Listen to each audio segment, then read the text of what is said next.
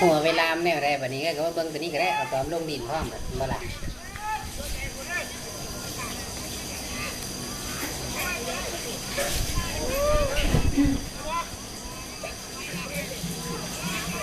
เนียนแล้ว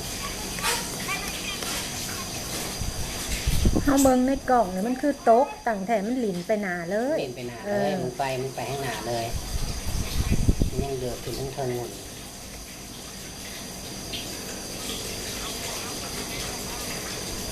นี่มันหลินไปหนานี่ตัวนี้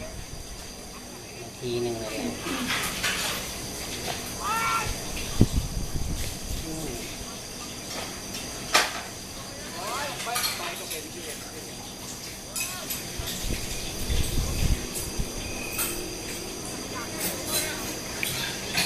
พูดเรื่องแล้วหนึ่งวันมันได้เวลาอะไร หมด ยังเพิ่งตัวเปิด